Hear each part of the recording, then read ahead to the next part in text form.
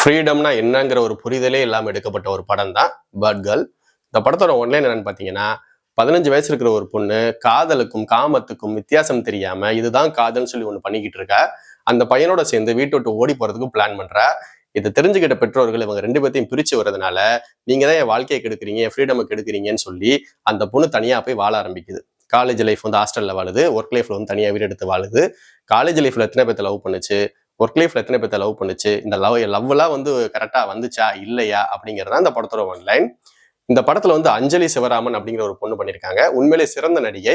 அடுத்து வரப்ப நல்ல நல்ல படங்கள் நடிக்கிறதுக்கு வாழ்த்துக்கள்.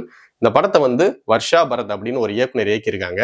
நீங்க என்ன கோணத்துல இந்த படத்தை வந்து டைரக்ட் பண்ணீங்கன்னு எனக்கு தெரியல. உண்மையிலே படம் ஒரு குப்பை படம். இந்த படத்தை நீங்க என்ன வேணா நீங்க ஜஸ்டிஃபை பண்ணலாம். ஆனா வந்து இது நம்ம கல்ச்சருக்கும் நம்மளோட சமுதாயத்துக்கும் ஒரு ஒத்து வராத ஒரு படம். ஏன் சொன்னீங்க அப்படின்னா, ஃப்ரீடம்னா என்ன? இப்போ உமன்ஸ் வேர்ல்டு கப்பில் நம்ம டீம் போய் வேர்ல்டு கப் அடிச்சுட்டு வந்தாங்க. அது ஃப்ரீடம். அவங்க வீட்டில் கொடுத்த ஃப்ரீடமை அவங்க கரெக்டாக யூஸ் பண்ணி ஒரு பெரிய லெவலில் அச்சீவ் பண்ணாங்க. இந்த பொண்ணு கடைசியில் என்னதான் அச்சீவ் பண்ணுச்சு? ஒன்றுமே அச்சீவ் பண்ணல. வெத்து டப்பியா கடைசி வரைக்கும் தனியாக தான் வாழ்ந்துகிட்டு இருக்கும். இதுக்கு பேர் தான் வந்து சுதந்திரமா? இப்படி நீங்கள் படத்தை எடுக்கலாமா?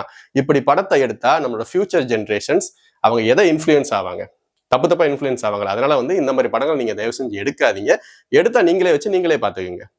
இந்த படத்துல கிளைமேக்ஸ்ல இந்த பொண்ணு வந்து அவங்க அம்மாட்ட பேசும், தான் வீட்டுல ஒரு பூனை தொலைஞ்சு போச்சு, அந்த பூனைக்கு சாப்பிட தெரியாது, வெளியில போய் வாழ தெரியாது, அது வந்து தன்னைத்தானே காப்பாத்திக்க தெரியாதுன்னு சொல்லி வந்து அழுதுகிட்டே பேசும். ரொம்ப எமோஷனலா இருக்கும் அந்த சீனு.